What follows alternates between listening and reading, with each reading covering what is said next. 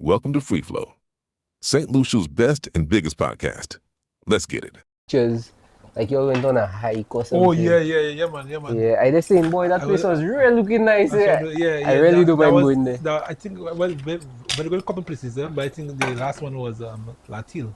Latil. That's in Miko. Mm-hmm. Yeah, well, upon you putting your foot in that and fish coming eat Yeah. Bad. Yeah, man. That tickling gas. But that thing big time, eh? I don't think I'll be able to do that. Yeah, man, because you're gonna do it. After a while, you can use it. I see a lot of, it seems to be a bit more popular because I see a lot of people coming to do it now. Yeah, it is popular, eh? I agree. But yeah, Jallim Eudovic. Yes, sir. Welcome to the show, man. Yeah, so I mean, I like to start off the show with a bit of an icebreaker. Just watch yourself. Yeah. So when you see you out of the frame, you know, you're supposed to be just in the frame. But you're good where you are now. Yeah. But yeah, man, I like to start off with a bit of an icebreaker for the show. The icebreaker for today is dream dinner guest. Right. Okay, so if you had to have dinner with 3 people, dead or alive, who would they be and why? Okay. Man, that's not like you were ready for that. Man, that's a tough one. That's a tough one. Okay, definitely Bob Marley. Wow. Because Bob Marley is like my favorite musician of all time. And Bob Marley is just an amazing human being. He's I love the whole contrast reggae genre. I like dancehall, I like everything, but to me, contrast reggae has my heart, and it has informed the way I think, from the Bob Marleys to the Peter Toshes to the Lucky Doobies, to the other stalwarts in the field that have contributed. Even Eddie Grant, I love Eddie Grant as well. I love everybody in that genre, and the king of the genre is Bob Marley, and Bob has always spoken to me through his music, and I've always felt a kinship with him, ever since I was a little boy. Because incidentally, he died in the same year that I was born. Oh wow! Okay, what year was that? Not to age myself, but I guess too late. Because I was born in 1980. Okay. Yeah, late 1980. So yeah. I agree. So so Bob Marley definitely, right? Who again? I would love to. You said Dead or Alive, eh? Dead or Alive. Yeah. My gosh, man. Wow. But wait, before we move forward though, Bob Marley. Why? What would you ask Bob Marley? What would you? I don't know what I'd ask Bob Marley. I'll just probably, just have a casual conversation with him. Yeah. Because I feel like just your vibe as a person is like it's not surprising that you would see somebody like Bob Marley. Yes, man. To me, I want to chill out with Bob Marley and just have a good time. Because I know at some point we will have a philosophical conversation on something on life. And I have my philosophies to share too. Bob one is very deep, so obviously I'll try to match his depth, or just at some point just capitulate to his wisdom, although he died at age 46, and I'm older when he died now. Some people are just old souls. Yeah, just old souls, just old souls, right? Yeah. Another person, you said dead or alive, yeah, right? Yeah. Jesus Christ. You're like the third person to say that. Yeah, but Jesus Christ. Yeah, I mean, and that makes a lot of sense. Yeah, man. I mean, that is the most popular guy I ever walked with. Yeah, that's so true. You know what I'm saying? That's so true. And I know you as a black man, so I just want to see. You just want to prove. Like the woolly hair and everything. So I know Jesus Christ is a brother. And I could imagine the conversations we would have. I personally, I'll just sit down and just shut up. Honestly, that's so true. What can you say to Jesus Christ? Honestly, if it's you, Bob Marley, and Jesus Christ, you just have to listen to them talk. Yeah, you have to shut up. At that point, you're like a fly in the wall. Yeah, but that's true. That even the description, as you say, he's a black man. Yeah. Even the description in the Bible of God, right. Like I was watching a video and the way they were speaking about it is like the description of God is like a black man too. Yes. Yeah. So yeah, because so I was say Bob Marley, Jesus Christ, man, you're gonna give me a food one. Yeah, man. a food one. Wow. I mean, I like big personalities. So I think I'll go with a live one now. All right. I'll go with a live one, a live person. Man, it would be a split between Obama and Michael Jordan. Okay. Yeah. Because first of all, Obama and Michael Jordan have the same kind of swag. Wow. Right? They're just two different jobs. I think they both from well, Michael Jordan is not from Chicago, he's from North Carolina. I think, or South. Is it But North? you're a basketball fan. Yeah, man, I love basketball. Okay. Right? And Michael Jordan was the was like the god of my generation. Still like the goat of Yeah, man, basketball he's now. still, yeah. Yeah, you know, I'll give or take a LeBron or whatever, but Michael Jordan is No, I mean, like, that's my goat. yeah. Right? So, and Michael Jordan is the Bob Marley of yes, basketball. yes. And he's alive, and he's well. And I love his killer mentality. I mean, Michael Jordan was just probably one of the most perfect specimens of human beings that you could ever find. When it comes to basketball. Basketball, yeah. I mean, the guy was so good that if you're great in your craft, they will tell you you're the Michael Jordan of soccer, you're of football, you're the Michael Jordan of this, the Michael Jordan of that, right? And President Obama, That's so crazy, yeah. And President Obama, because I said it was a tie, President Obama being the first black president, right? And me being, I love my global politics, right? And America being the superpower of the world, right? I love to sit down and talk about global policy, what informed his decisions to do this and do that.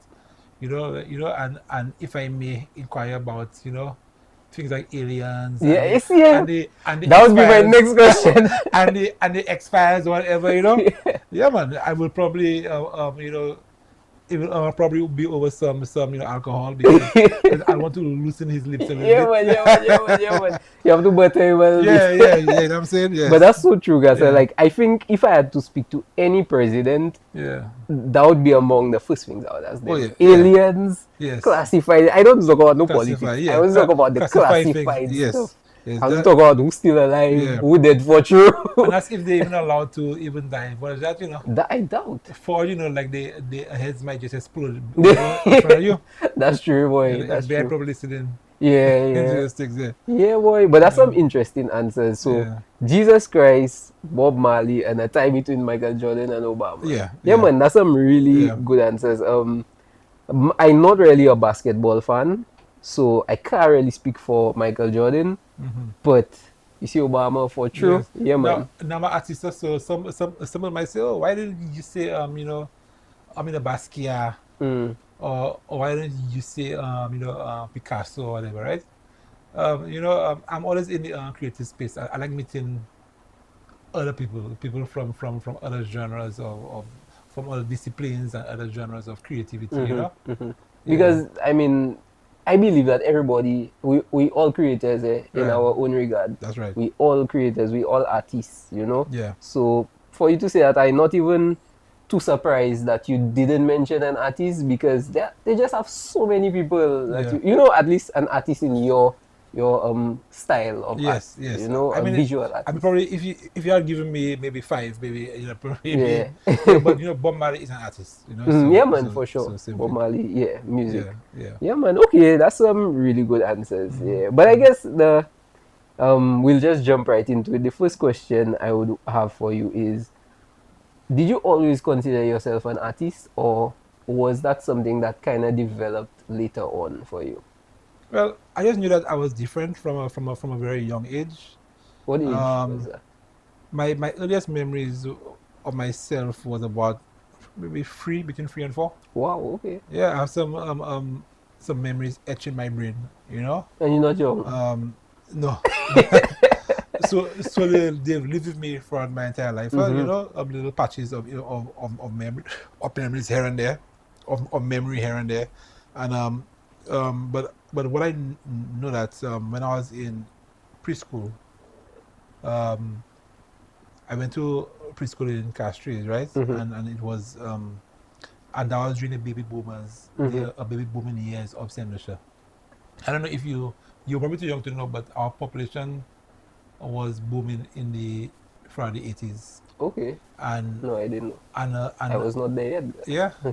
And according to the global statistics, and as was encapsulated in a song sung by Ashanti, we had the highest growth rate in the world. Wow. Yeah, the highest population rate in the world per capita. Sometime in the 80s. So you find that there was a need for schools, and I went to a school in Castries, a preschool. Then later on I went to Methodist Infant and Primary, and later on St. Mary's College, right? But I remember when I was in preschool, it was always a fight or a competition in everything. Because these classes were so, condensed. Yeah. Was so, packed with children that to stand out, you had to have an exceptional talent. You either had to be the acrobatic kid, or the creative kid, or the kid who could give a good joke, right? So I always felt a certain affinity towards creativity, right? But you could give a good joke too. Yeah, man. Yeah. I could give a good dry joke. Yeah, good dry joke. For sure. Yeah, but so I could remember I was drawing little stick figures and painstakingly trying to draw the human figure. And then one day I saw a friend of mine draw something that was a bit more developed than the average stick figure. And I remember feeling my first sense of jealousy. I'm like, wow, I want to draw that. Wow, yeah. So I copied that, I started to put flesh on my figures, and at that point I was an artist. I didn't even know that my father was an artist at that point. It was just, so I guess it was my DNA, right? And I wanted to be a cartoonist because all children watch cartoons, right? So to me, I was very inspired by the cartoons that I saw on TV, and or I saw, or I even heard about, because at that age we didn't have TV at my home. Because TV was a luxury growing up in the 80s. You had to be quote unquote, like a bourgeois to have a TV, Yeah. at some point of our existence in St. Lucia. What? So, TV, yeah, and even my father, who is recently deceased, and I guess my mother to a certain extent, they saw TV as a poison to the mind and to creativity. So my father bought the family a set of children's encyclopedia, but we had no TV, So I think he wanted us to read and to discover the world intellectually and not be brainwashed by what we saw on TV. But at some point, a few years later, we got some TVs. Yeah. One of my older brothers snuck one into the house, a little black and white TV, and set it up, made a makeshift umbrella, antenna out of an old umbrella and foil paper, So then the world came flooding in, and then I really started to get into my cartoons because I saw them at home and that kind of thing, right? How many siblings you have? Well, I'm the last of like between between my mother and my father. I share 5 siblings with my mother and my father, but I have a sibling, an older one, my father's son, before he met my mom. So about, and then there's another one again, right? Long story, but but I have about 7 siblings. Okay. No, 6 siblings. And also your father mentioned that your father was an artist. Yeah. So were you really close to him? Very, very close. I mean, my father, most people will know Eudovic Art Studio. Yes. On the Mon, right? So my father was a self-taught artist at the age of 11. Wow. Who was later formally trained because he got a scholarship when he was in his late 20s to go to Africa, to Nigeria. Nice. Where he studied contemporary sculpture, and traditional sculpture as well. So he came back to St. Lucia sometime after that, and he taught at the Choiseul Handicraft Center, where he taught the people of Choiseul to do things out of clay and statues, because before it was just a bunch of utilitarian things. So you had the cool pot, the spoon, whatever, right? He taught them to do things that went beyond that, things that were of a creative nature, create art and craft out of it, things that were of a conceptual nature. So he played his role, and that's where he met my mom, who was also into straw work. My mom is from Choiseul. So my mom did straw work, sisal mats and so on, and she also did clay work as well. She was a seamstress. She did sewing, and they started off the Eudovic Art Studio in the mid-70s. in Castries, but before that, it was in Soufrière. Because, up until he got the opportunity to come to Castries. Okay. So he's from Barbados, my mom is from Choiseul. So really and truly, it was, right on both sides of their family. Yeah. Creativity. So I grew and up. just good with your hands. Yes. So I grew up in a studio, where it was all about the business of art and the endeavor of art. So like my lullabies would be like chisels hitting mallets all night long. It was always this pack Yeah. in my ears. So that's the rhythm of my heart. Yeah. Just that sound of things being created, and then we weren't only a studio, but we were also a place of cultural exchange. So we'd have Laros at night time. We'd have because we had a bar, a restaurant, and curry goat was a special. So if people would come by to eat the curry goat, and then they will entertain them by inviting Laros groups from the environs. Goodlands was a very vibrant cultural place back in the days. Wow, really? Yeah, we had a Laros Goodland group. seems so quiet and nobody real. Yeah, you can Wow. ask actually Scotty P, who's a well-known broadcaster down here and entertainer. I actually kind of want to have him on at some point. Yes, Scotty P's grandmother Liza was the Chatwell and the Queen of Laros for Goodlands. Wow, okay. Yeah, so and then there were the groups from there. They would come in and but the place was really like an art center. So people like Derek Walcott, Dunstan St. Omer, artists from the region, just about anybody who could tie a guitar to the back and strums and strum a rhythm will find themselves at my father's studio. Because it was this communal thing, this community of just creatives, right? Nice. So that's what I grew up in. Yeah. And maybe in the last, all my siblings were already artists before me. Wow, so all of them. And everybody was an artist before me because I was this little pleb struggling to find my place, amongst great men. That's crazy, yeah. And wannabes and apprentices and what I'm saying? How you get through that? How did you get through that? By just struggling and just owning my keep, really, I mean you have to. And nothing was given to you on a silver platter, right? In your family. Yeah, because remember, we creating art. We're not mining gold, So you create art, and then you hope that someone will come and buy it. Because, in the 80s, banana was still the principal biggest export. Yes, so it was our number one economy. Our number one industry was bananas. Tourism only became number one sometime probably in the early 90s, kind of thing. Really? I thought it was a lot later. No, I think bananas was king up until the. You mean in the 2000s? In the 90s, tourism was already booming already. Ah. Yeah, oh yeah, everything was booming in the 90s. The 90s was a magical decade. In fact, they have a saying that all you had to do to make money in the 90s was just to get up on the morning. Wow.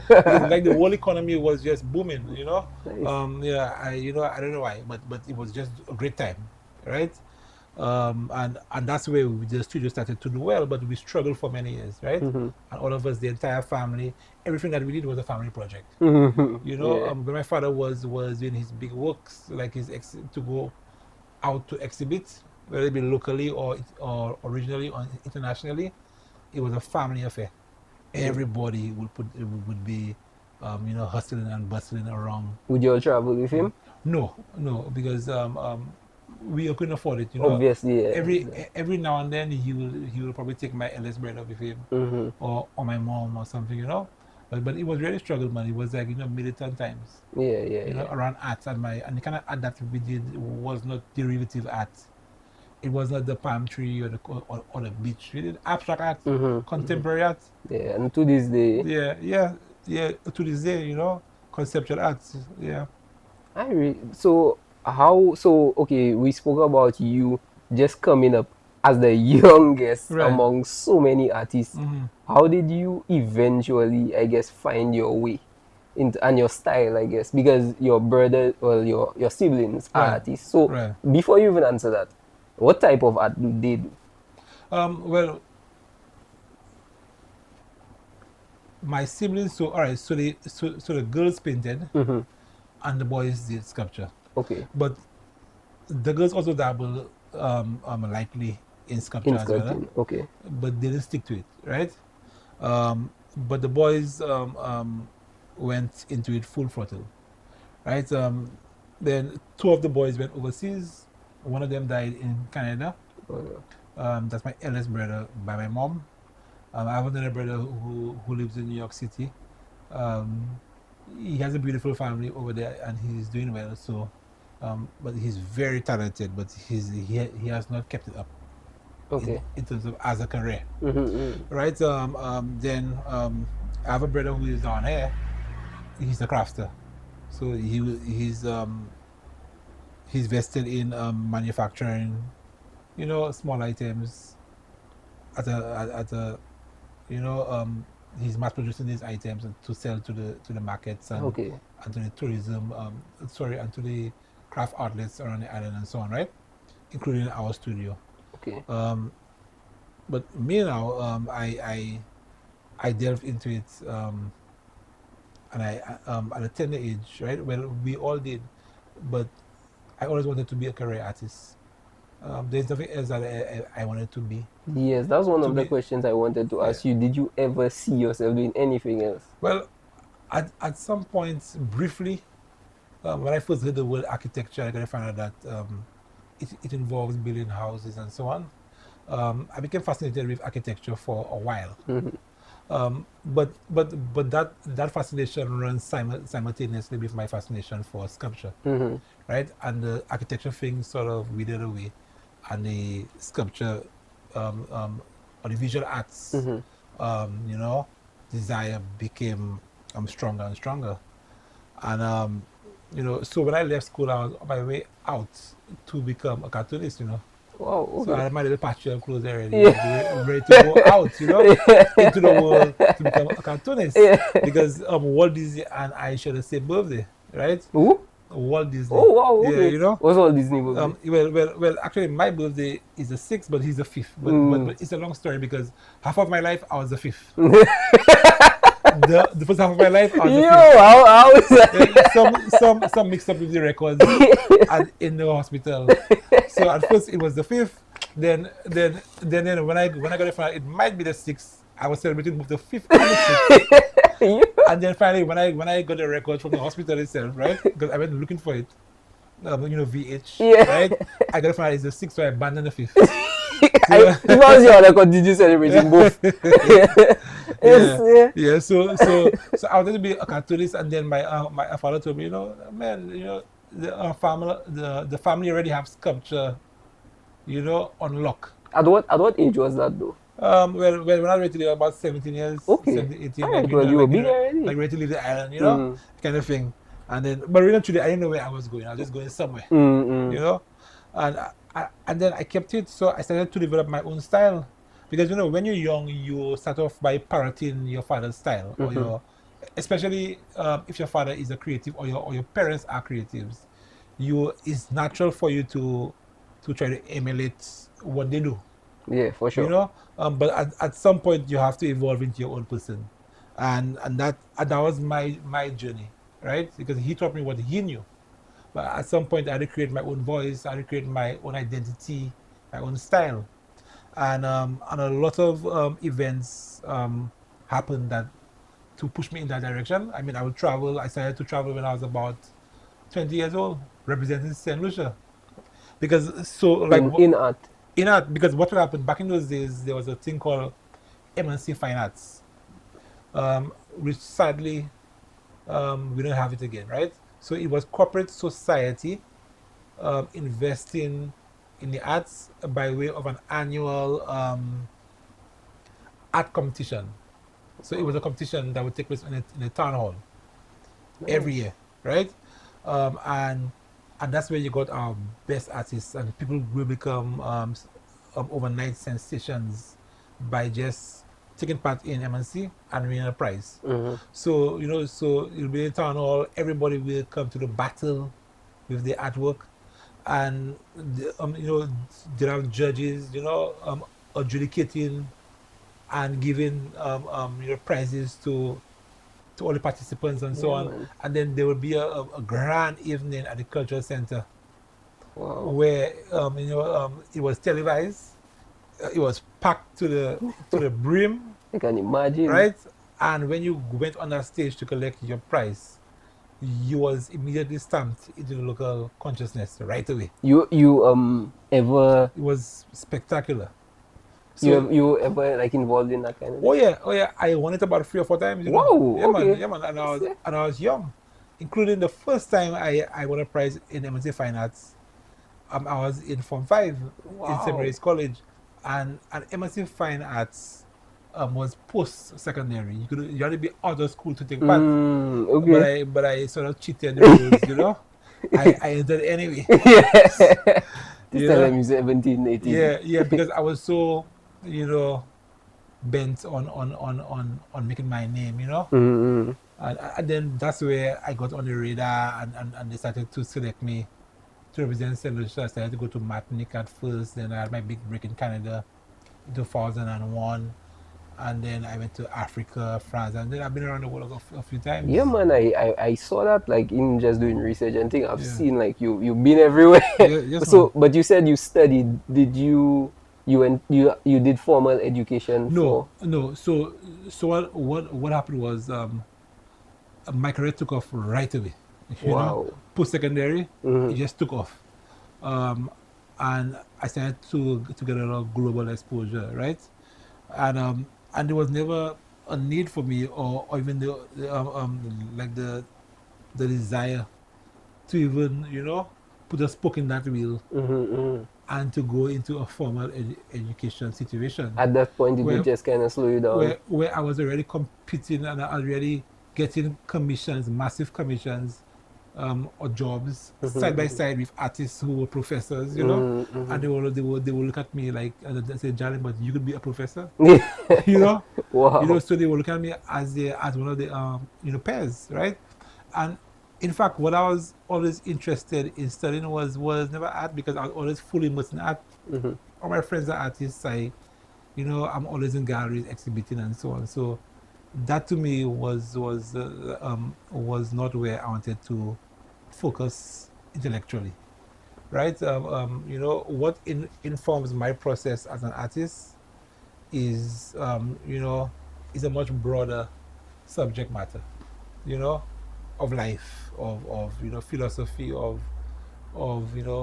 social science, and and geopolitics. You know what I'm saying? That's what informs and fuels me. Really? Explain that. Talk about that a little bit more. Okay, because all right, as an artist, you are channeling certain ideas and certain thoughts and certain energies, right? And the medium of art, whatever genre, whatever medium that you choose, whether it be music, whether it be drama, whether it be visual arts, whether it be dance or theater, right? You simply a vessel through which energies flow, and the purpose of these energies is to communicate something that you truly believe in to an audience or to mankind. Some artists just want to bring more beauty into the world. Some artists want to burn the whole world down with and dismantle everything and to build again from the ruins. Some artists are not judgmental, but they believe that everything is as it should be, But we are all making a statement. And what's your philosophy? My philosophy is that I want to bring love into the world. You know what I'm saying? Bob Marley. Yeah. So I want to improve our lots as a society and add another chapter to the human evolution. It could be like one word in that chapter.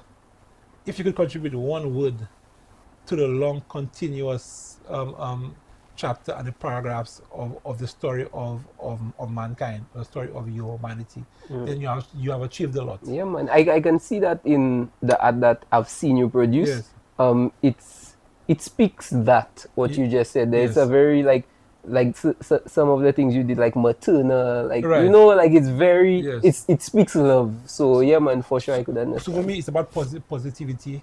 is about introspection, right? You know, so you give people the tools so they can do their own introspections, right? And what they find, they find.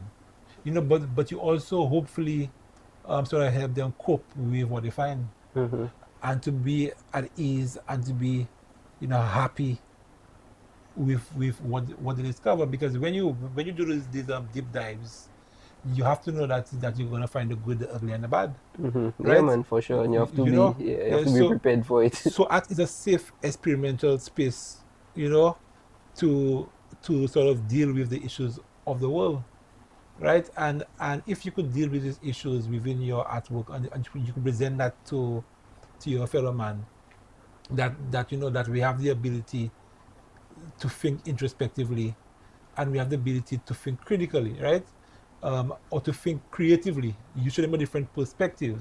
Then you would have given them the tools that they need to approach life generally. So you tend to take life more spherically, right? When your mind is in tune to creativity. So you have issues at home, you have problems with your children, whatever. You have, spousal issues, right? You could take a multi-dimensional approach to that and zoom out into the macro and realize that, wait a minute, you know what I'm saying? This is on an existential species level. It's not me. It's not just me. That's just the that's evolution. That there's a whole historical context to the thing. Yeah, man. Yeah. You know what I'm saying? So then if we have that approach, we could resolve our conflict. Instead of killing each other and hitting each other, we realize it is okay to be dark sometimes. It's okay to be like yin and yang. Yeah. That balance, that whole philosophy of stoicism. The whole nature of our reality is balance. The whole nature of our reality, we have to accept it. And then but we also have to improve upon it. You know what I'm saying? And we have to know that we have the ability to make it better. Yeah. And the only way you could do that is by consciously working on it. Do you think it's making it better? Because I believe, at least, I don't know what I believe. Right. Yet. But just my level of thinking is that it's already, the nature of our reality is already perfect. However, we're not utilizing it to its optimal level. Well, again, that's the perspective. So when I say make it better, that is very subjective. But making it better is also includes accepting other people's reality as well. And harmonizing with the way other people think and how they feel. Yeah. But not losing yourself in that in the vastness of that. So you accept vastness of the universe, of the world, of variance of life, but you also stand strong and firm in your individuality. You know what I'm saying? That is the balanced act that we have to play. Yeah. Right? Because they say all change is created by the unreasonable man. The unreasonable man sits on there and he accepts everything, right? Yeah. So the unreasonable man is a guy in a cave or whatever under the mango tree, right? And he's like, wow, wow, everything is perfect, right? But the unreasonable man declares, well, I want somebody to go and pick that mango for me, man. You know what I'm saying? Or I wish I had a mechanism to pick that mango. I don't want to climb that tree. I'm feeling tired. And he will go and invent something to pick that tree, to pick that mango, sorry, So all invention is created to a certain extent by an unreasonable man or woman. Yeah. Makes sense. Because they don't want to conform to to just be in there, right? Yeah, the natural, I guess, reality. So there's something in our DNA where we just have to, we are naturally ingenious and inventive. Naturally inclined to evolve also. Yes, naturally inclined. Although some of the theoretical people will tell you that, like Neil deGrasse Tyson and them, they will tell you that evolution, or progressive evolution, is not a natural state of man. You know what I'm saying? It doesn't have to be that way. It has proven to be that way, but there's nothing saying that you have to be progressively evolving. But why? You could be degenerating as well, but it's a choice that we made. Right, based on some you think some advancements. No, you kind of reminded me of the grass style, like your style. You kind of remind me of it, but to me, I don't know, because I feel like the reason why we evolve is because like we looking for, I guess, comfort and convenience. Right, right. So we choose to evolve and build houses Right, and right, right. that kind of thing. But historically, there have been periods of stagnation as well. We had the dark ages where we did nothing but dark stuff. You know what I'm saying? Kill people and Yeah. them kind of thing. And then it was preceded by the Renaissance. Now that's European culture. A lot of African culture is lost. But if you look at the African culture, which preceded European culture, and so on. We did just the same, as well. So when you say just the same, you mean like in terms of the undulations and the ebbs and tides of our civilization, right? Okay. So art is really an investigation of all of that. Yeah. When you really look at it, fundamentally, it's an investigation of who we are. Okay, that's very interesting. You also mentioned a bit earlier. You said that you went to Africa. Right. Africa was it for some sort of exhibition, or what was that for? Africa was part of they had an event called the Francophonie Games, which is still going on now, right? The Francophonie Games. So that was recently, or? No, that was in 2005. Okay. So the Francophonie Games, I participated in 2 of them. The first one was in 2001 in Canada. Because the Francophonie Games, as the name implies, is the Francophone means French-speaking territories. Most of them being former colonies of France and so on, right? They will come together mainly in athleticism and do like something similar to a French Olympics. Okay. But in 2001, they had included visual arts as part of the thing, right? And music, so they were trying to expand on it. Not trying to, but they did expand on it. And at that point, the adjudicators were sent from the Francophone world or the committee down to St. Lucia, and I was selected to represent St. Lucia in 2001 and 2005 in Africa, in Niger, because Niger is Francophone Africa. And I went to Niger and I had a wonderful time. Wow. I went for a delegation of other St. Lucians, which included musicians and athletes and so on. But Africa really transformed me. Now, everybody that go to Africa, I want to go to. You should go to Africa. Yeah. You should go. I think any part of Africa is just beautiful. I went to Niger, and Niger is supposed to be the most impoverished place in Africa. Okay. But what I found there was not poverty. I found wealth of creativity, culture, and just vibe. The people there were purpose driven. And I remember being blown away by the sheer volume of the art being produced there out of nothing. Cardboard, old clothes, really? Pieces of galvanized. The people were just doing amazing things, and and I was sort of forced to think out of the box, right? But it's not just thinking out of the box, but in our part of the world, we have a lot of excuses. Why we didn't do this and why we do that, because we're comfortable. Especially in the Caribbean, our poverty is different down here, right? Now, I'm not trying to trivialize poverty. They have abject poverty in St. Lucia.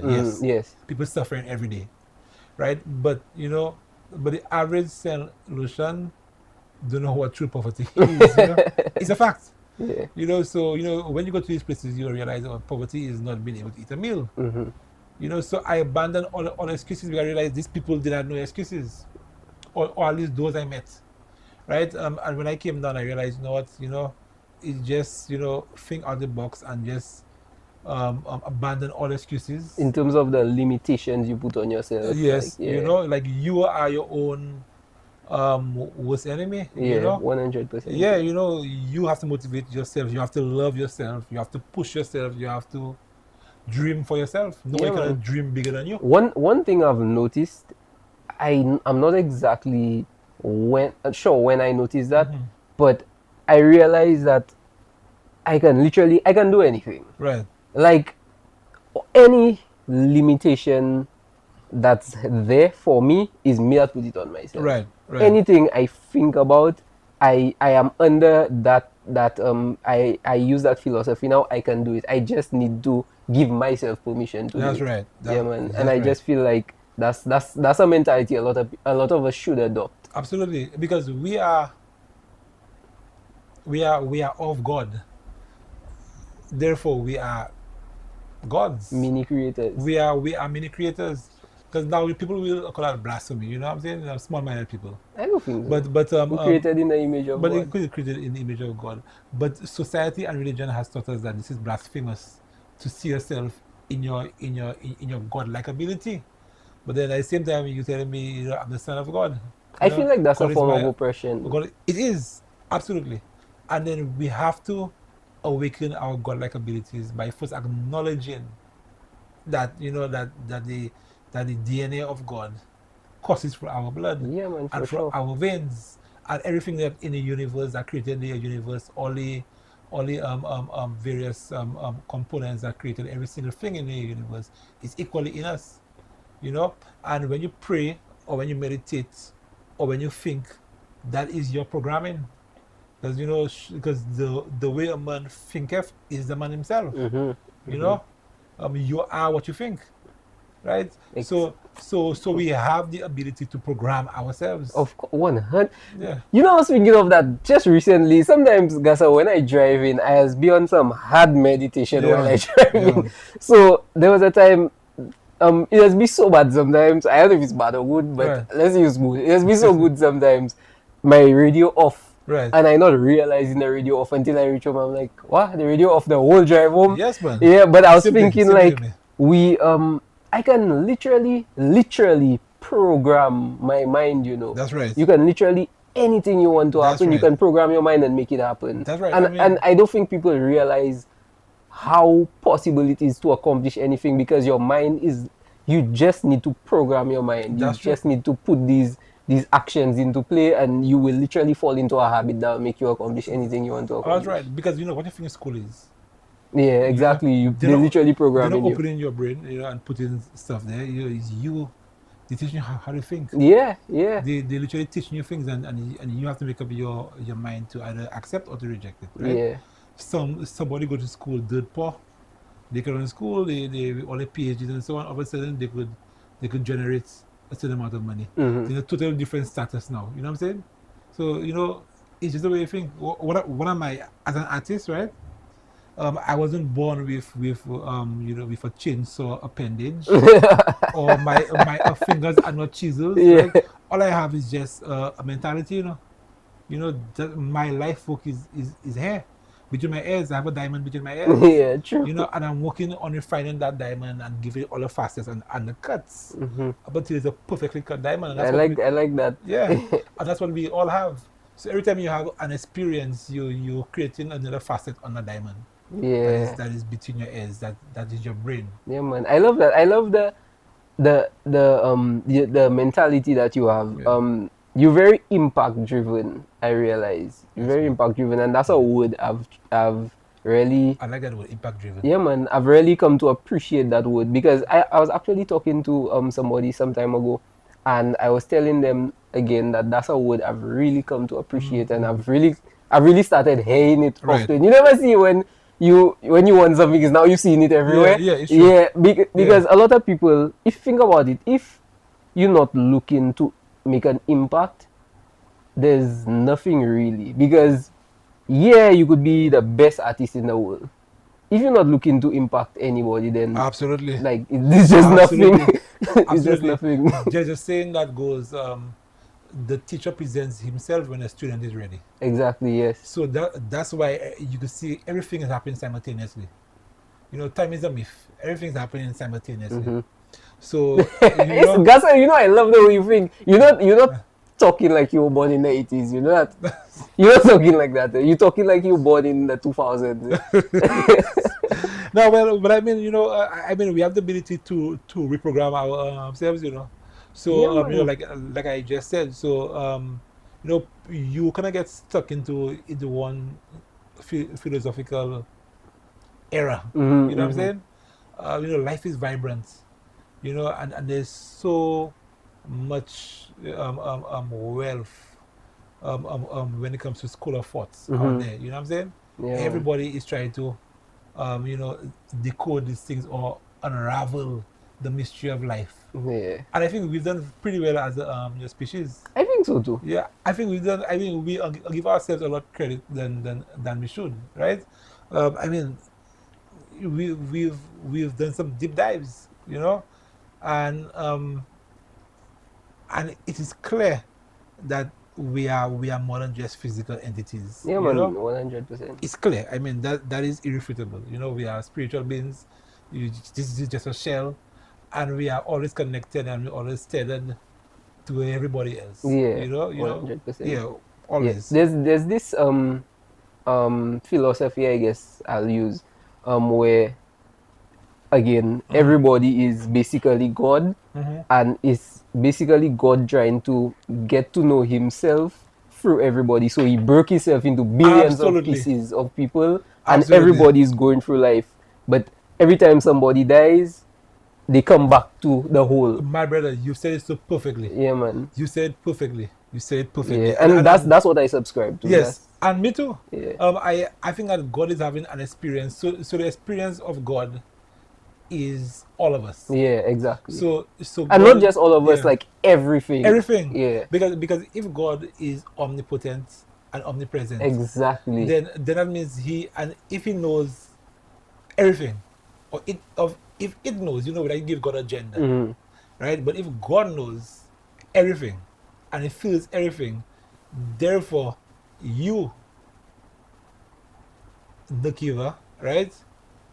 Your experience in this world is informing God or how it is to be Nurkeever, exactly, a podcaster, you know, / masseuse / government worker / whatever, you know. Yeah. So God is experiencing your life through you. Yes. So therefore we are all part of this whole God thing. So exactly. So we are all part of the God body. Yeah. You know? Yeah, man, and so that's that. I feel like that is the closest to what the truth is, I guess. Because even the Rastafarians, they believe in the way they speak and they say I and I, because I am you and you are me. That's right. And all that. Like, you know, the reason why I am you and you are me is because everybody is, like, you know, piece of God. Brilliant. You know? Brilliant. And as somebody once said, imagine you have a placid lake. The lake is calm.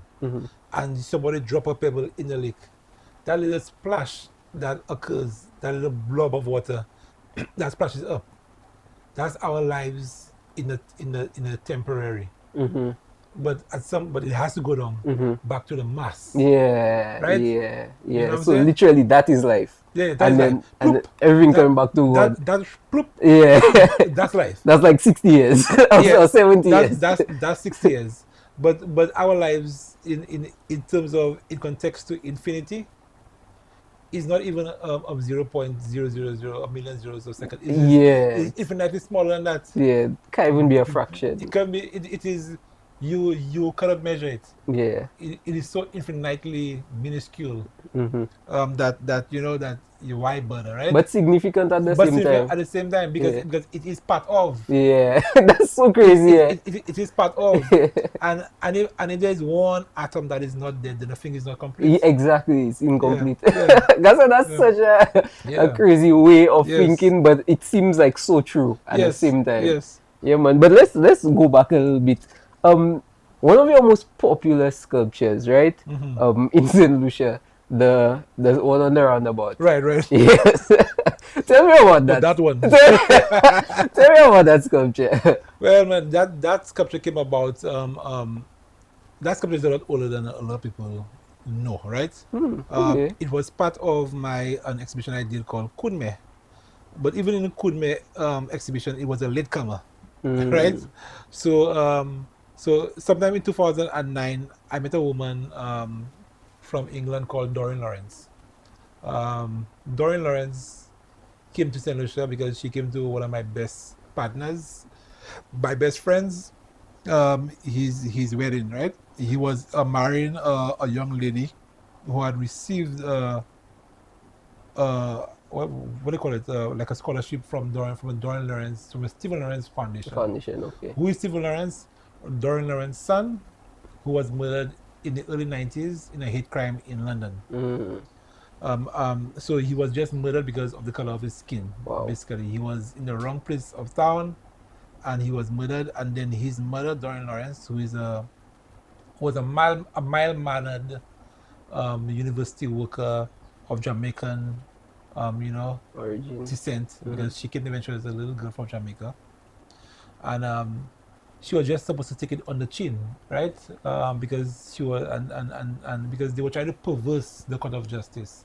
One of her son's murderers' father was a magistrate. Wow. Right. So in order to be more lenient on the son, the system decide to turn it into from a hate crime to a gang-related crime. And her son was never ever in a gang. Wow. So they were trying to tarnish his name even in death, just to let a few kids off, a few racist kids off the hook, right?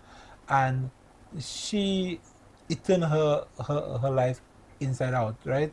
She lost her husband in terms of divorce because of the pressure by society. She was threatened and everything. And then you know what? She didn't give up. She took the system to task. She challenged the entire system and went to courts. That got dragged along for about almost 20 years, I believe.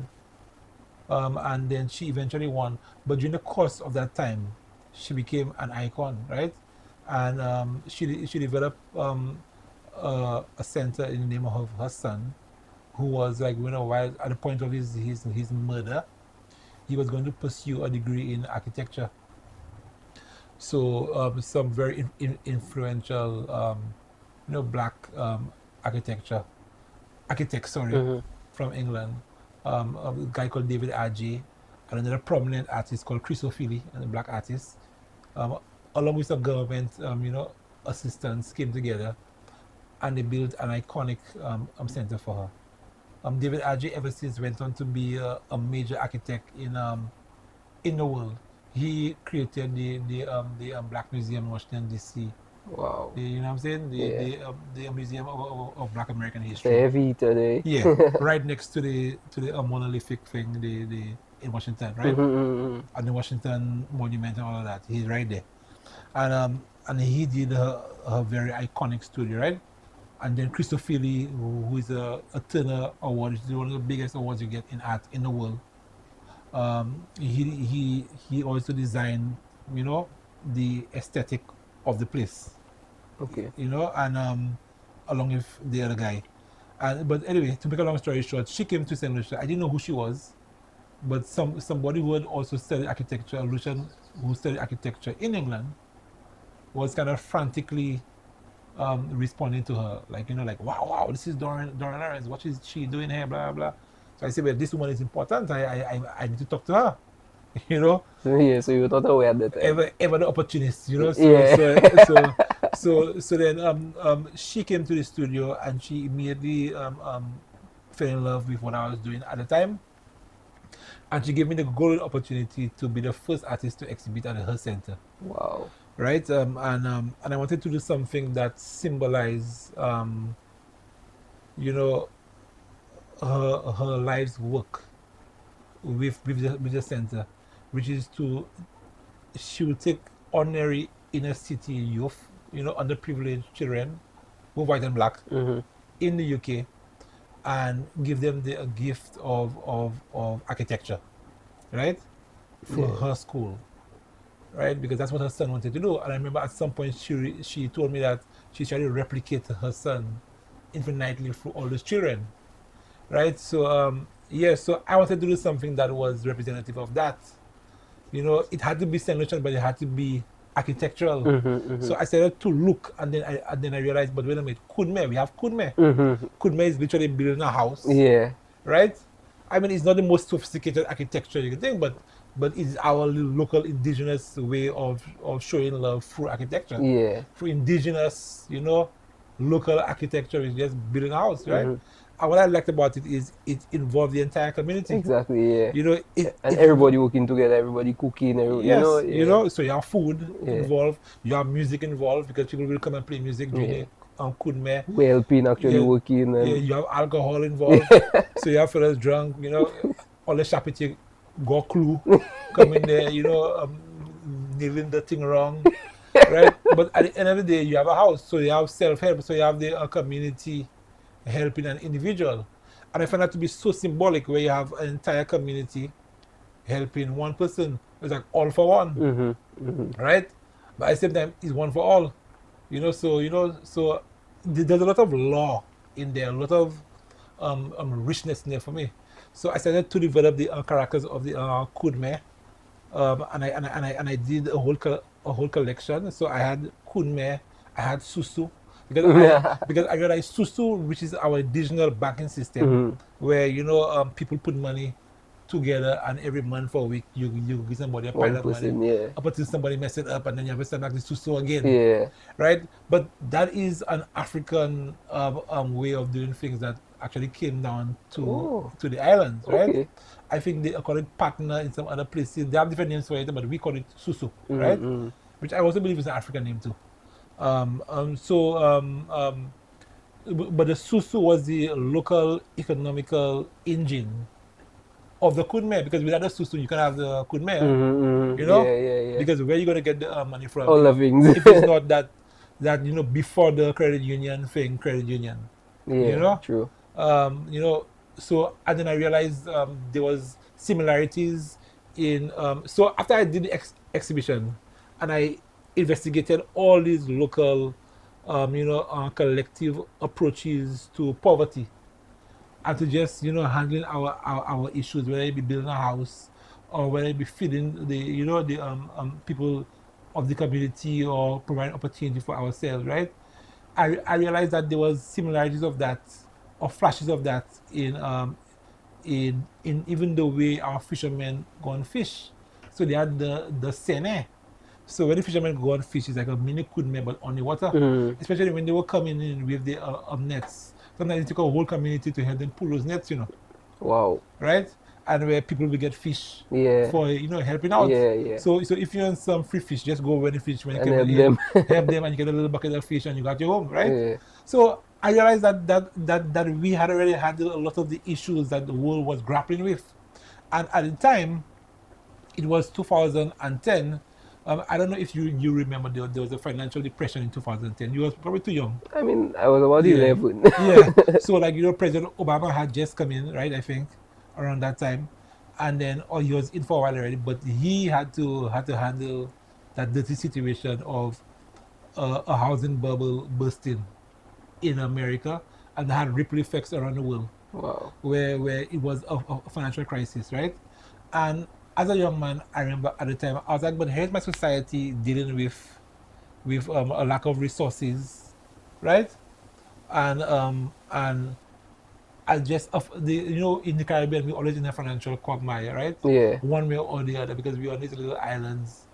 And, these little islands weren't meant to have massive economies, But we try to make it work. And we make it work through just sheer love and dedication and commitment and to each other. And all those things, right? And I'm like, but look, we're solving our problems as much as we can, because the world is not a plague. It wasn't the coronavirus or yellow fever that was running through the world. It was just money. I'm like, but you have able-bodied people who could still help each other, right? So I was making all kinds of statements with my Kudme. So I did a lot of the figures, and then I added on the Le Péché, which is the statue in town. So Le Péché. Yeah, that's what I call it, Le Péché. What is that? Which is the fishers. Oh, right? Okay. But péché in patois is also sin too. You know what I'm saying? So there's that kind of duality of are we paying for our sins? Are we cursed to always have to fend for ourselves and just the unpredictability of survivability in those islands, like where you have to go out and cast your nets, and if you catch a fish. If you don't catch a fish, you have to come home with your tail between your legs, So that kind of thing. But then I eventually took a more positive approach on it, and I call it Boat of Dreams. Boat of Dreams, right? And the exhibition went around the world. Right? It went to England, it was exhibited down here, it went to New York and so on, right? And I remember at some point approaching the Prime Minister at the time, Alan Chastney, right? And when he saw the piece, he immediately knew where he wanted it. you know. So, so one thing led to the other. He had a committee adjudicated it. I guess just to make it more democratic and so on. Yeah. And then, Official. so eventually, I got the job to put this sculpture there. And it was a perfect sculpture for the roundabout because it was, yeah. it is a perfect sculpture. At the waterfront there. In my opinion, because you cannot put something that is opaque there. Because you need to. There's a law in the world where if it's a roundabout, you cannot obscure somebody's view on the other side. That's true, yeah. Right. So if your idea of sculpture it has a lot of spatial intelligence. You could see through it, and also, that's so true. When a hurricane is coming on the island. That's the first point of contact. Yeah. Right? So the sculpture has to be structurally made in a way where wind could just pass through it. Pass through it, exactly, right? You know what I'm saying? And also, so structurally, that was the pluses of the sculpture, right? But also conceptually, it spoke of our people. It spoke of the various groups that made St. Lucia, the various ethnic groups, right? It spoke of the Europeans, it spoke of the Africans, it spoke of the Amerindians who were already here, it spoke of the indentured people who came, the East Indians and so on. And they all came by boats during the colonial times, but they all came in silos, right? Everybody came for their own purposes, right? For their own purpose. Our people, because we are a mixture of all of them, We like to sort of lean towards the African side because that's what we are primarily. But really and truly, we have Caucasian in us too. Like most of us are Indian in us. So we are already a melting pot, right?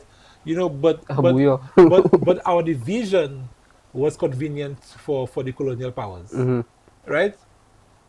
Because obviously they were the ones with the upper hand, right? So the sculpture now shows that we are now unified, and we are going back into the world not as cargo, not as people coming for opportunity anymore, but people bringing their culture to the world, and bringing the philosophy to the world. Because we as Caribbean people, we have contributed to the global scheme of things tremendously, Yeah, man. We've given the world everything. We've given the world culture. We've given them everything. Philosophy. We've given them law. We've given them, so what's his name? The other guy from Sufre was the Chief Justice in Nigeria for crying out loud. Wow. You know what I'm saying? Yeah. In fact, when he died, what's his name? Sir Daniel Alexander or something like that. I don't even know. The name doesn't come to me. It always eludes me. But we have great people all over the world. Caribbean, look at Bob Marley, look at Marcus Garvey. Look at so many stuff. Sir Arthur Lewis, Derek Walcott. Julian Alfred from crying out loud. Yeah, man. And we're still doing it. We're still doing it. Yeah. People like my father who was going head to head with Henry Moore back in the days, who was one of the well-known sculptors in the world. People like you. You haven't saying yourself. You. And so many others to come, and so many nameless people too. Right? We've contributed vastly to the world. Yeah. So the sculpture now is a testament to that. And if you look at the way the figures are elevated, so it shows that we have to transcend beyond our mundanity, beyond our lowly lives, right? And basically assume our true purpose. The God nature, harness the God nature. God nature, which is to lead.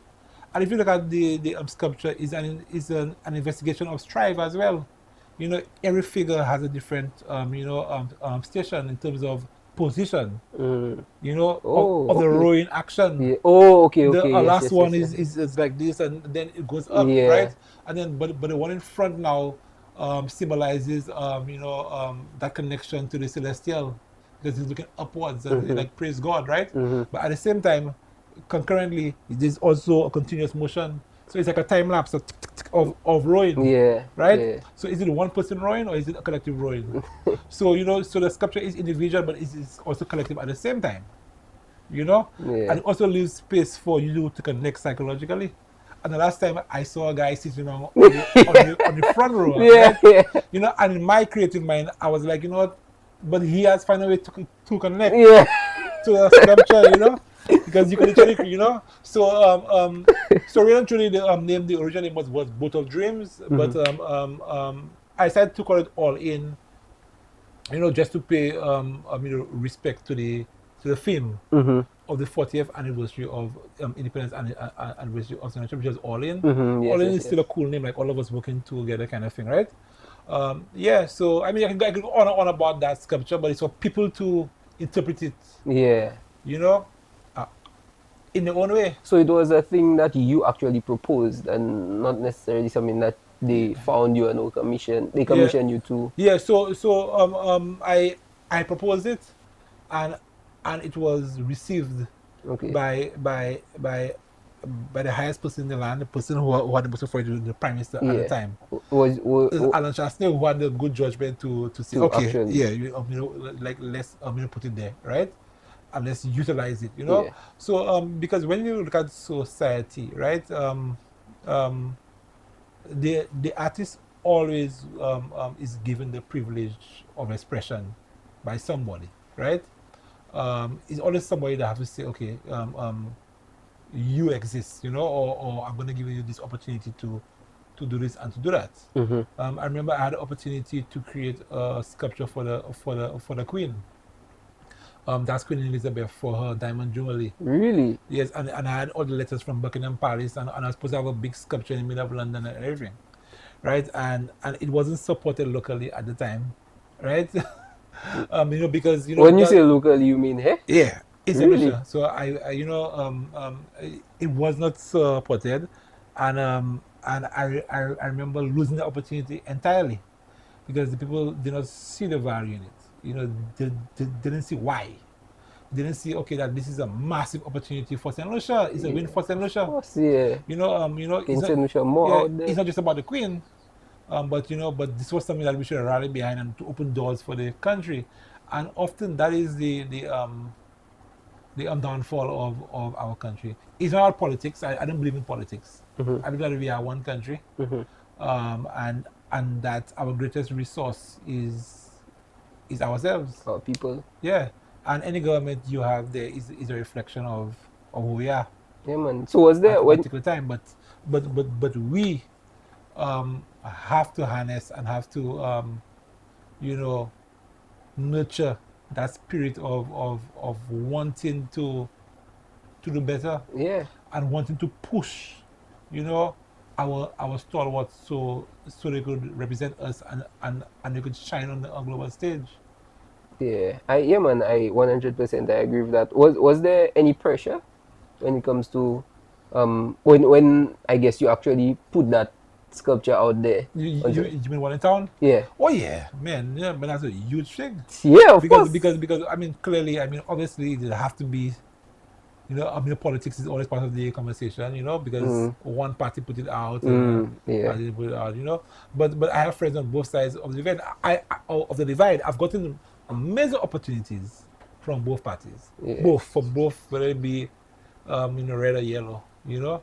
I mean, St. Lucia has really embraced me, and I've gotten like, you know, it's been for me. I've had bipartisan support, you know, because you know, people, we have the ability in St. Lucia to clamor around important things. You know what I'm saying? And I feel blessed and privileged to have been the recipient of the support of both sides. Yeah, man. Yeah. Right? But that sculpture in town was very controversial at the time. Still is, to a certain extent. I think the people have grown to accept it, you know. And yeah, so I think, yeah, that's really and truly the legacy of the sculpture, you know. And it's still evolving in the minds of people. Yeah, you know. Yeah, and but that's art, always just evolving, and the way you interpret it and that kind of thing. Yes. But also, let's move to a little bit of another topic. So you had you've produced actually Segway. I meant to tell you that. You know, do you believe in Segway? So irrelevant. Right. You believe in visions and that kind of thing? Having visions and clairvoyance and that kind of thing? Oh yes. I mean, I believe in dreams. I am a big dreamer. Like Me too. I'm not talking about just daydreams. I'm talking about like literal Go dreams. big. Yeah, but I remember I also used to have a lot of nightmares too at some point, and then as I started to get more confident and become more mature and more evolved, I realized that my nightmares would disappearing.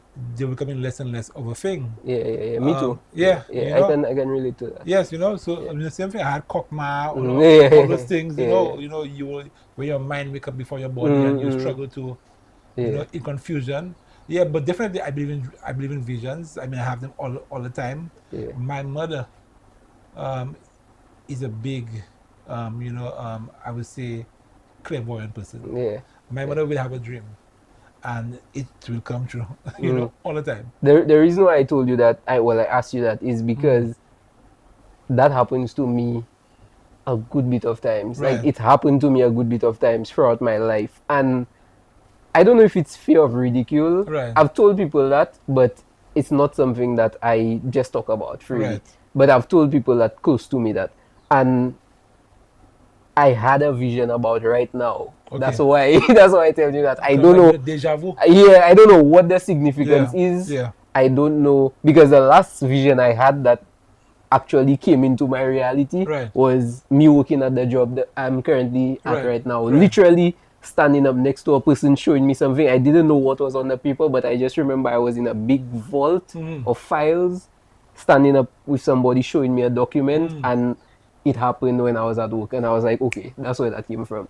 And then now I had that vision before I even started the podcast. I had that vision of the two of us talking and stuff, and so like it just came to me. It just clicked while I was talking to you, and I guess the exact moment of the vision, like, actually materialize itself. So like I kind of just happen to me all the time. Yeah. People say it's deja vu, like you've been there before, but I feel like it's the vision. Maybe there's a glitch in the matrix. Yeah, glitch in the matrix. They better fix the programming. But back to what I was saying though. You've made very like big sculptures, life-size sculptures, and then you've made very smaller sculptures. One that's very notable is the one that I saw you had to make an award for. Was it the Prime Minister of Barbados or the?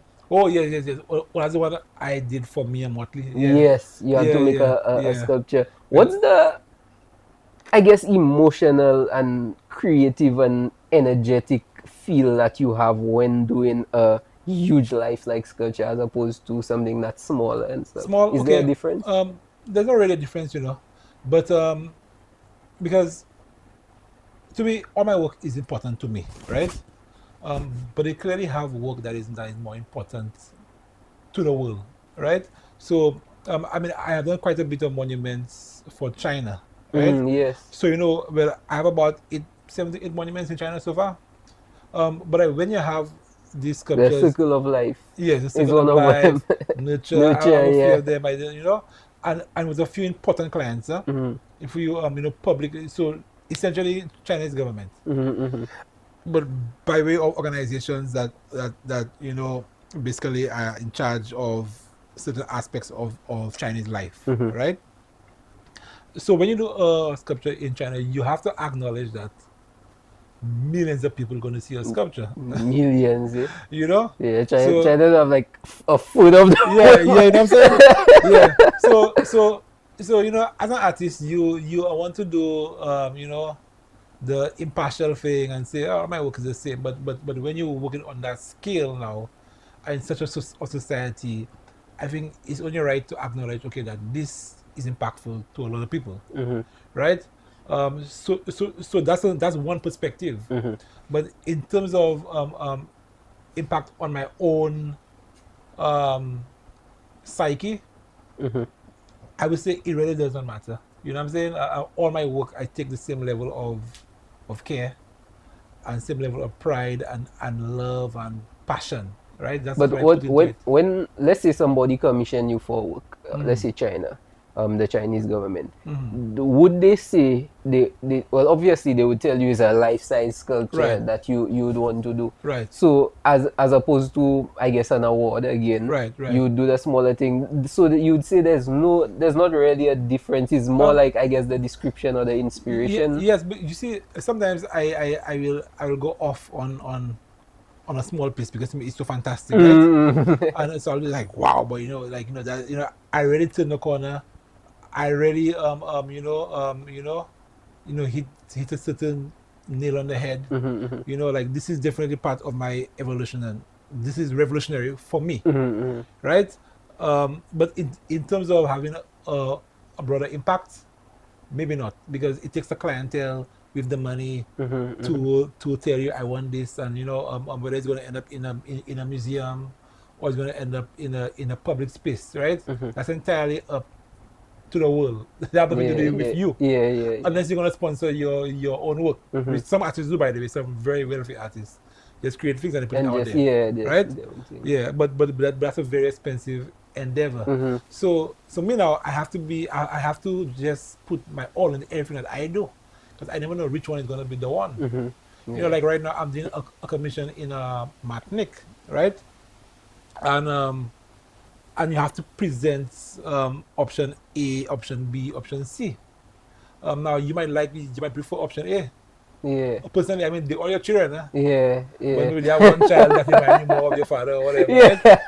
So but right now it's a client now adopting one of those kids. I don't like that. Well, that's part of being a professional, I just don't like it because it's like that's your work, that's your that's your baby. It's like, but then you just want to make the child and put it there. But then it's not your money. It's not your land. It's not your city. It's not, you know what I'm saying? And so what I've fashioned for myself is the philosophy of that the only thing that I own is the process.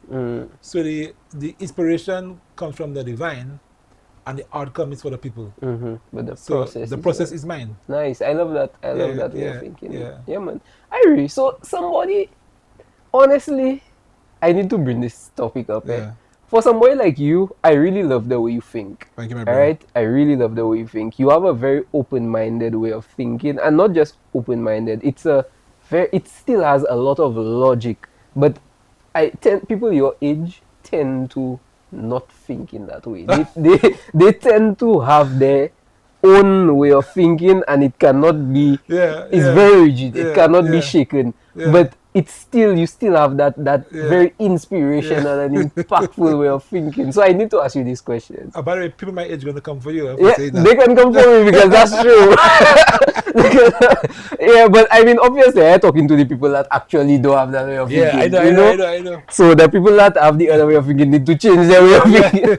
But do you dabble in psychedelics? Like you mean like take things? Nah. Have you ever? Never had to. Because okay, so at some point I divulged some very private things. So at some point I remember when I probably in my late teens, right? I did play around with really unusual suspects. What are they? Alcohol, marijuana. But then but that was short lived because I realized that you know what, I'm already high already. You high on life. I'm high on life, right? And I realized, but wait a minute, I kind of like the clarity of my natural high. You know what I'm saying? I mean, I'm not making a judgment on anybody who wants to. That's just how you like. The psychedelics. But for me, I know a lot of great artists take the psychedelics and things. That's what the reason why I ask is because a lot of people find they get their creativity from that. Oh yeah. I mean, and there's the whole concept with the alter egos and so on. So a lot of the artists you see that are on stage and they performing, they have the alter egos that they have to do certain ritualistic things or certain meditations to bring in the alter egos. And there's a famous artist a famous UK artist, British artist. One night his alter ego did not show up, and he bombed. Wow. Yeah, he was actually booed off stage. Wow. And he blamed it on his alter ego. I forget his name. I think it's Bowie, one of these guys who just passed, right? Okay. He was a very famous guy, but his alter ego did not show up that night because he had his ritual things doing. He was going to do his meditation backstage, and for some reason, it just did not show up. And the man went on his stage as himself, and not as the entertainer, and he bombed. Wow. Right? So me, I show up to work. So you know how people say they have a writer's block and blah blah. Yeah. Of course, we all feel less inspired. There have times you choke and thing, right? But me, I show up to work and I just put in the work. Something must happen. How do you deal with? Okay, so you experience like a creative block. Oh yeah. So how do you deal with that? I just work for it. So. But how do you work for a creative block? So I just do whatever I can. So there are days where you'll be less prolific, right? But just do something. Start with before a line. Okay, just do a line. So if you're a musician, say a word, write something down, right? Just put yourself through the process. I mean, if you're absolutely not feeling it, then take a break, come back. You know, do whatever you have to do. Go and drink a beer, go and drink, smoke whatever you have to go and do to and just relax or whatever. Do a thing, right? But I believe in just working for it because I have a very tactical approach, a very practical approach to my career. I believe that I am a professional. I show up for work, right? And I give everything my all. I put my entire energy into what I'm doing at the time, and something always comes out of that. Something always emanates out of that effort, right? Some days you have magic. Some days you just come there and without no effort, you will be doing miraculous things. But I always believe that there's something that you can do. Like, if you have to look at the best artists in the world, like Prince, for instance, Prince the artist, right? It's discovered that Prince have a vault that have thousands of songs in it. That never... You know what I'm saying? But he took the ones that are most refined in his mind, and these are the ones he presented to the world.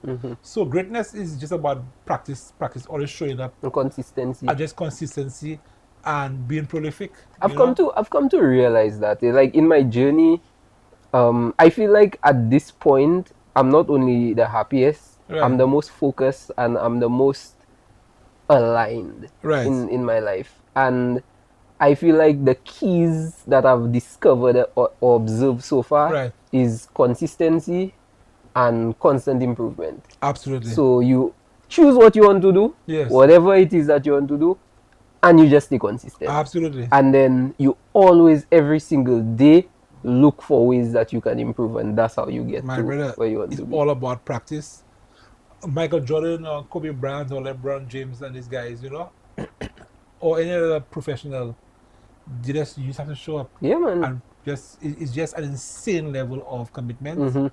You're supposed to have an unyielding obsession, right? And because life is beauty, life and our godlike ability is in the nuances. We say God is in the details, right? It's not about, I could plaster that wall again if you're a carpenter or you're a mason, right? It's about the fine details. How do I cut that wood? You know what I'm saying? When I cut the wood into a 45 and I make that door frame, is there how wide is that gap? Is it 0.01 millimeter wide, or is it 1 millimeter wide? You know what I'm saying? That is the difference between greatness and mediocrity. Yes. It's just little things. Because everybody could do the average thing. Yeah, because one thing, as you say that, is like when you have somebody that's mediocre and somebody that's a professional, is like you'll watch their work and both of them look the same. But you'll open a door and you'll open the professional's door and you'll open the mediocre door and you'll be like, I can't tell what the difference is, but that one is better. But it's different. But that one is better. But it's different. And that painstaking.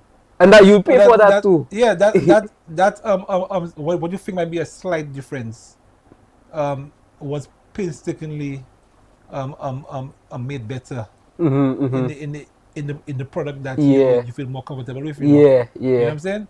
Somebody went and developed that thing, that crick you had to eliminate that. How do you eliminate that?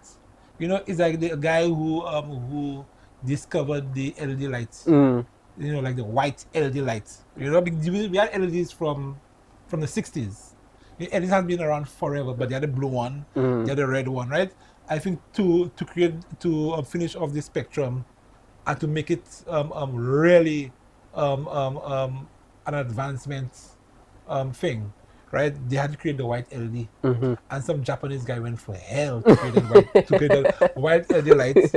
That right now we could have LED bulbs and we could have all these wonderful things, the wonderful benefits of LED. Besides having a colorful light on the Christmas tree. Or something in your dashboard, beyond that. Right? Beyond that. Somebody had to work. So the details, it matters, and again, back to art again. That's what art is about. Art is about an obsession with the details. You know what I'm saying? An obsession with the language of our lives, an obsession with the narrative of who we are. You know what I'm saying? And we're gonna fine-tune it, fine-tune it to perfection, so we can understand what it is to be this particular thing. You can literally focus on a bird for your whole career. As an artist, what it is, what is the experience of a bird, and how it can lend itself that experience and that perfection, that design, how it could lend itself to other aspects of human creativity. And and just about everything that we've been creating has been from that obsessive analysis of everything else. The helicopter was more after the hummingbird. You know what I'm saying? A lot of human design and infrastructure and architecture is modeled after animals. Even like the stealth bomber was a model after a bird I just got to find recently. That is quite stealth and it just dives and so on. It's a hawk. It's a hawk, I think. It's some kind of hawk. It looks just like the stealth bomber, or the stealth bomber looks just like it. So that is where it's at, for me.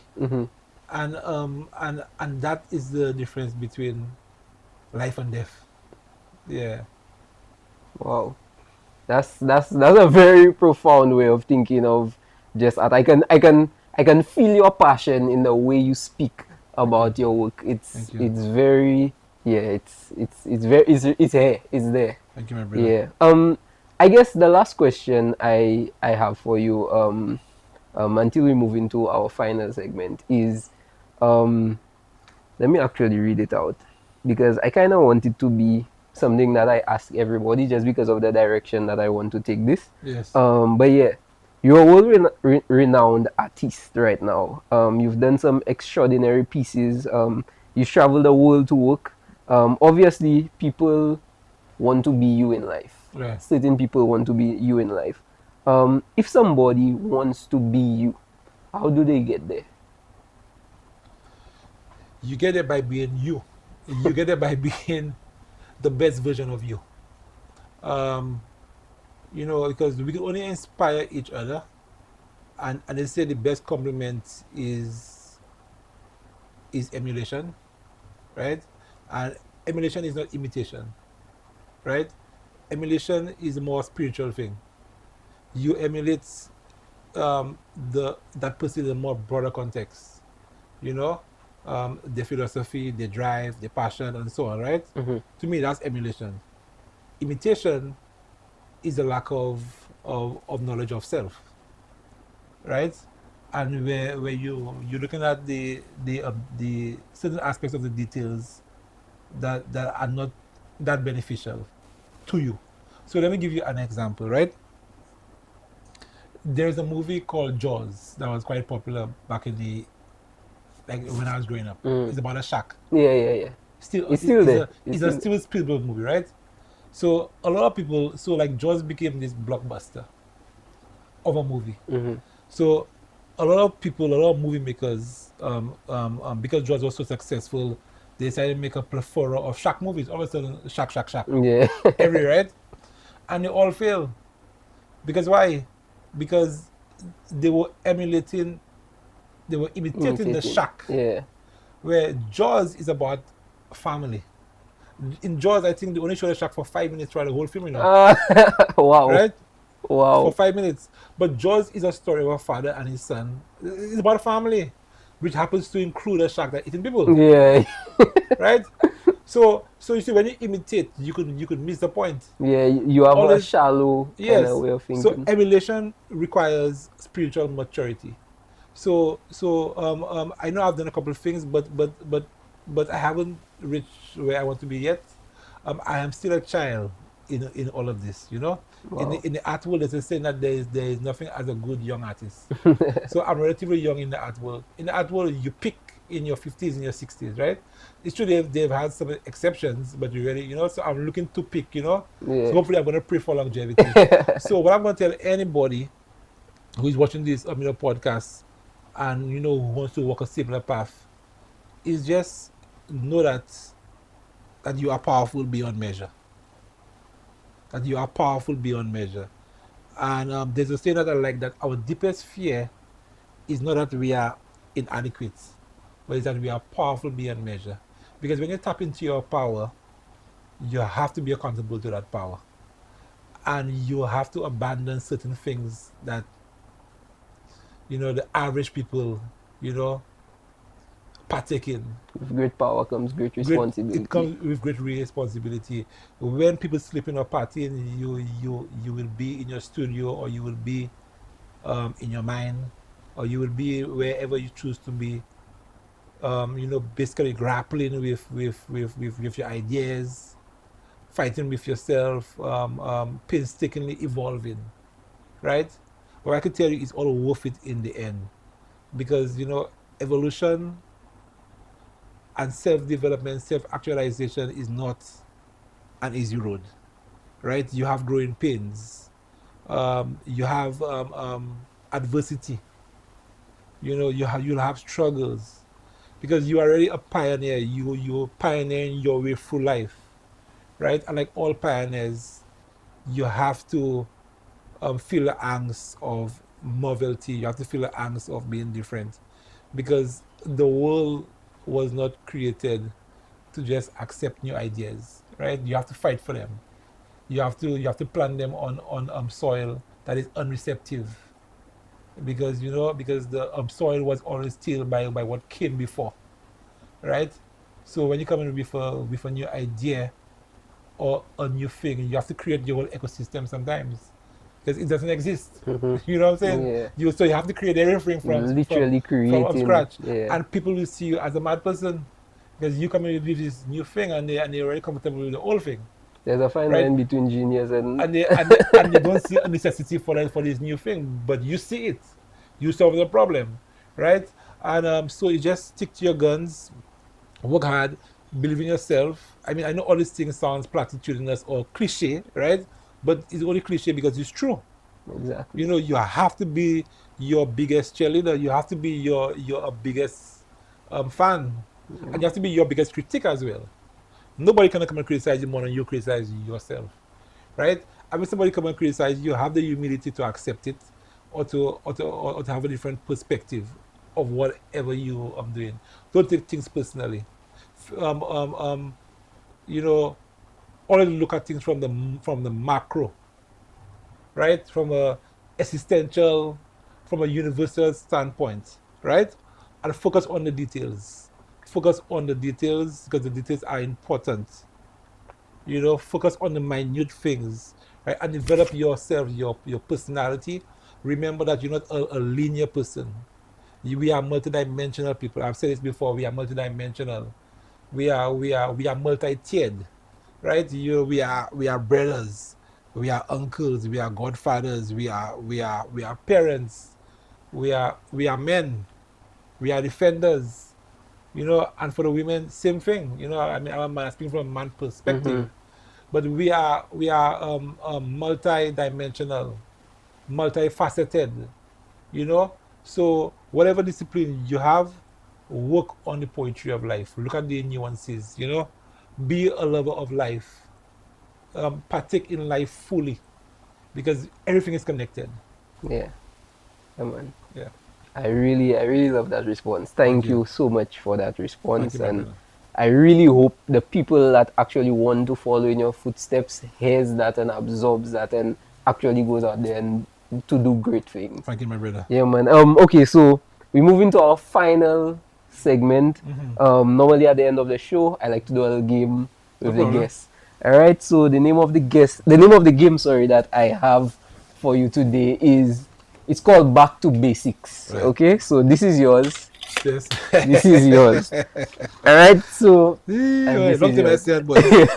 so all we're doing like a multiple choice. Yeah. No problem. Right? I'm going to give you primary school questions. All right. Okay. And I ask you the question. I'm going to give you, the various options, and you just put what the letter is. Okay. All right. Okay. Okay. So number one, we're going to start with math. A little bit of math. Right. Right. All right. So number one, what is 7 times 8? What? Yeah. 7 times 8. A, 48. Right. B, 54. Right. C, 56. Right. And D, 64.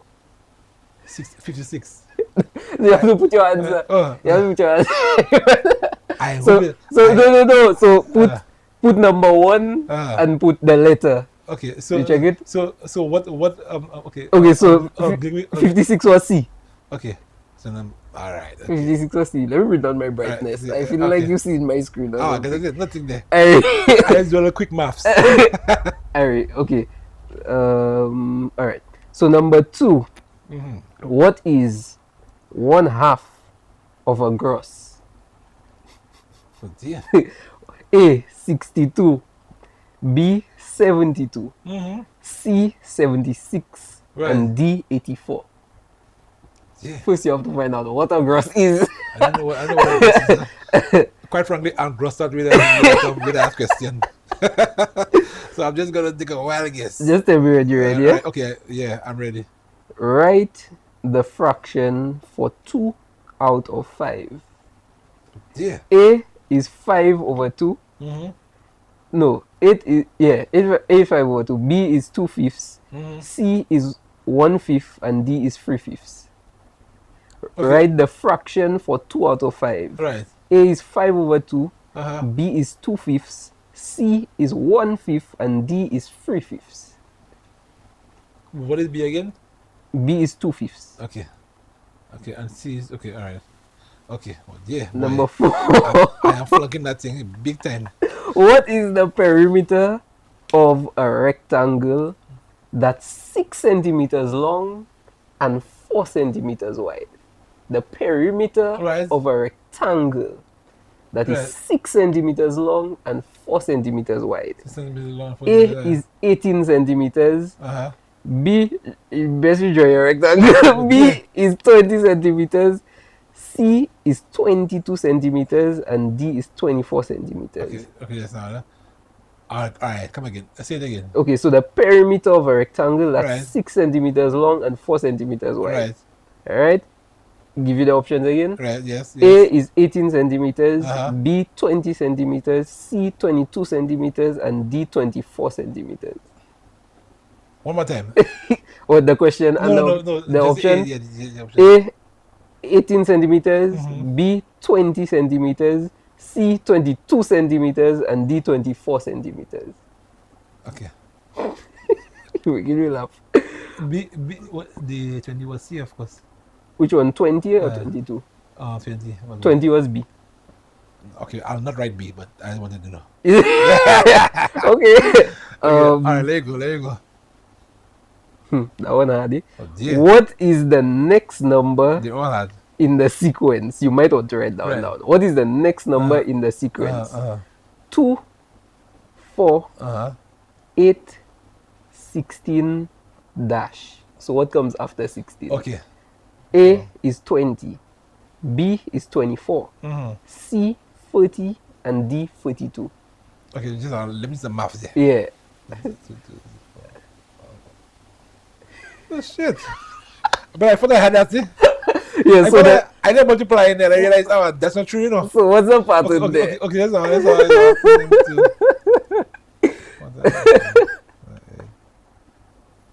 Jallim Eudovic, guys.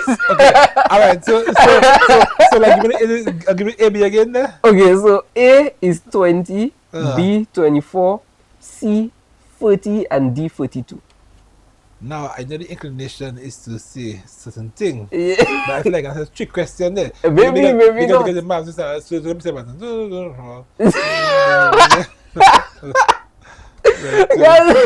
okay, all right, okay. You All right, would. so come and give me. I gotta write the thing. I didn't write the letter. The options is A20, B24, C40, and D42. Okay, all right, boom. I have it. Alright. So we move into science now. Oh, yeah. What part of I should give you a piece of tissue? I don't even have. I good. What is the plant? What is the part of the plant that makes food using sunlight? A, the root, B, the stem, C, the leaf, D, the flower. What part of the plant makes food using sunlight? So I write science here, okay? So One, okay. A, the root, B, the stem, C, the leaf, and D, the flower. Yeah. Now, all of them sounding right to me, huh? Me too. I don't know how they're able to get that I'm one. take a wild guess there. All right, okay. Ari, you ready for the next one? Yes. Ari, On the science. what gas do humans breathe in to stay alive? A, carbon dioxide, B, oxygen, C, nitrogen, D, hydrogen. What?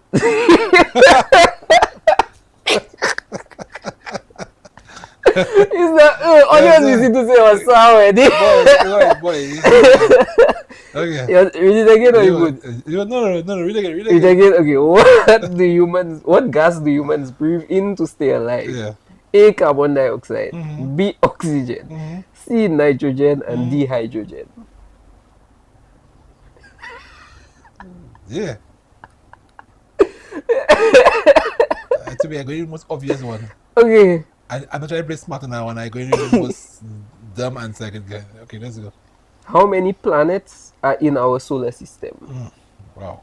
A, 7, B, 8, C, 9, and D, 10. Now, you know the funny thing? My son is in the planet. My son. So I never lifeline. I don't call my son, man. Oh, no help. No help. I have to take a random guess. Okay, all right, let's go. Hey, what force keeps us on the ground so we don't float away? Okay. A, magnetism, B, gravity, C, friction, and D, energy. Okay, that was the easy one. Okay. Yeah. What is the largest organ in the human body? A, the heart, B, the brain, C, the skin, D, the lungs. Okay, easy one. Okay. Okay, you hot. You on a roll. On a roll. What animal is known to be the king of the jungle? A, a tiger, B, an elephant, C, a lion, and D, a gorilla. Now you know. There was a song when I was a little boy, right? The king of the jungle. Okay, all right, so. But some is a lion too. But they say which animal is known, so the one that more widely known, I guess. Okay, so what if the options? Yeah. A, a tiger, B, a elephant, C, a lion, D, a gorilla. Oh dear, I'm gonna betray when I know when I'm small and go for the popular answer. Okay, so we have two more to go. Right. Okay. What are the three states of matter? Solid, liquid, gas, which is A. B, hot, cold, warm. C, water, fire, air. And D, small, medium, large. What are the solid states of matter? What are the three states of matter? Okay, come again. A, solid, liquid, gas. Right. B, hot, cold, warm. C, water, fire, air. And D, small, medium, large. Okay. All right. And final question, which is English. I don't know why I put one question for English. But what is the plural of mouse? A, mouses. Right. B, mices. Right. C, mouse. And D, mice. Now, sometimes the plural of a word can just be the word itself. Yes. You check it? So, give the options again. Yes. A, mouses. B, mices. C, mouse. And D, mice. Okay. Right. Done. Okay, so let's see how I All did right. it. So let's go through this Let's now. see if I'm smarter than a Than a second fifth grader. grader. The fifth grader, is it? Yeah. Okay. So put the brightness back up now. Yeah. All right, guys. So just before we continue, y'all could I never said that before, but yeah, y'all could just play the game with us. You know, get out your file sheet or your whiteboard and yeah, just play the game with us. But let's go through the answers I'm gonna now. claim the left brain, right brain thing, huh? if I fail. If you fail, you want left brain or right brain? Okay, so for math, number 1, what is 7 times 8? The answer is C56. Okay, I have that. C56. So Boom, you give okay. yourself a tick. A tick. Okay, Alright. by the way, Yeah. the pass mark is maximum 2 wrong. What's wrong? Maximum 2 wrong. You kidding me? So if you get more than 2 wrong, you're not smart. No, but I feel. Okay, so number 2. I feel big time. What is 1/2 of a gross? A gross is 144. So 1/2 of that is B72. I got it wrong already. I'm halfway there. You're halfway there. So early in the game. Halfway there. Okay. Write the fraction. That one was hard. I go like. Write the fraction 2 out of 5. The answer is B, 2/5. Oh, I have that. Oh, lucky. But it's still there. What is the perimeter of a rectangle that's 6 centimeters long and 4 That one centimeters was wide? hard for me. The answer is B. Oh, I have yes. I in the game. What is the next number in the sequence? Right, 2, 4, 8, and 16. Right. The answer is D. Oh! Good job so far. Good job. Okay, so we move into this side now. I feel smart. You are smart. So we move into this side now. Yes. What part of the plant makes food using sunlight? Yes. The answer is Oh boy. C. Oh! Now, honestly, I don't know if that's correct. Let me Google that. I said the flower. You see the flower? Because to me, I feel like it's the flower too. To me, like the leaves catching the sunlight. Photosynthesis, right? Yeah, but to me, that's what that making the food though. Like so it catching the sunlight. So like to me, the flower makes the fruit. No, but the leaf seems to me to be the receptor. Yeah. Like, it's more like you have a satellite dish, but then a computer have to do something with the signal. It's not a dish that, doing anything. It just capturing. Just capturing it. Just now. What part of the plant makes food? That's final answer. Yeah? So, yeah. And the answer, the leaf. The leaf does the leaf? Yeah, the leaf. Now to me, that was too obvious to be like the answer. Yeah, I feel like it was. I would have put flower for you. Yeah. Okay. Right. So by the way, you fail. Wait. Okay. Just now, no, 2 marks. 2 marks. No, it's more than 2. Yeah, exactly. Right, okay. 2 marks. So you can't get nothing. Yeah, I can't get nothing wrong again. What gas do humans breathe in? Boy, I feel that one too. That was a random guess. B. Oxygen. How many planets are in our solar system? I just wing that one. You wing that one. You put C. Yeah. 9 planets. Yeah. 8 planets. Oh! Jallim is not smarter than a 5th grader. No, my son will be very disappointed because my son just threw that up. The thing is, you're partly right. Yeah. Because Pluto was a planet, exactly. So it was 9. Pluto was a dwarf planet. Yeah, well, it was a planet. Yeah, but it's no longer considered a planet, so it's 8 now. So I'm partially wrong. You're kinda, but you're still wrong. So now I'm acting my age. Yeah. That's true. What force keeps us on the ground so that we don't float away? The answer is B. Gravity. Boom. All right. What is the largest organ? A lot of people don't know that. What is the largest organ in the human body? Skin. The skin. Okay. Which animal is known as the king of the jungle? You went against your childhood memory. Because it's a gorilla, I know. Yeah, it's a gorilla, you know, but you put lion, which is correct. Oh! Because I always found that to be nonsense. Like, how the gorilla is the king? Like, when I never see the gorilla. Anyway. You never see the gorilla do anything. Because there's a song about king of the jungle who is a gorilla. But I know in popular culture it's a lion. It's the lion. So I put the lion. Yeah. Okay, all right. Okay, so moving on to the penultimate one. Right. What are the 3 states of matter? And the answer is A, solid, liquid, and gas. I have that. And the final one what is the plural of mouse? And you put D, mice, which is correct. So you mean to tell me I'm only dumb by one. by a factor of 1. Yes. So you're not really dumb, you're just below average. Yeah, I below average. You know, I'm a high functioning dumb guy. Yeah. Okay, so you know that's okay. But good job, man. Good job. How long ago did you leave from primary school? How long did you leave primary school? Oh, too long, eh? Exactly. Too long. Too long. Hey, I was almost smart, you know. Yeah, almost. So that's good.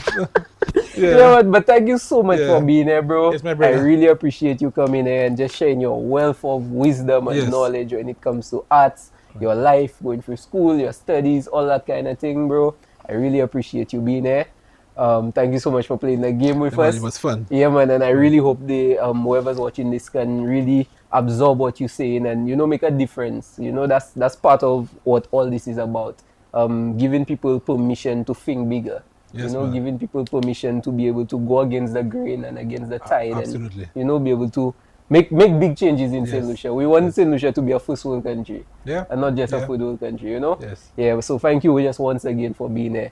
Make sure you like, subscribe, comment, share, all that good stuff. Jallim, do you have any social media you want to share?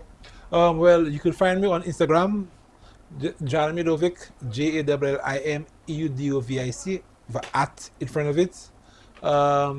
You know, I have a cool business called Hammock Suites. Hammock Suites is the coolest Airbnb in St. Lucia with the best view on the Mon. Actually, yes. Yeah, so I can attest to that. Hammock Suites, yeah. You know, Nurkeever have been there.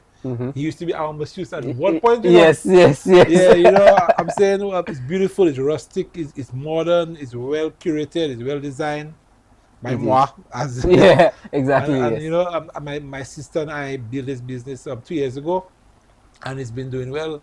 And we really we want our locals to come. Yeah, man, 100%. And I'll put all the information for it and everything. I appreciate that, my brother. Yeah, man, no problem. All right, well, thank you once again for being here. Thank you for watching, and we will see you in the next one. Yes. Peace.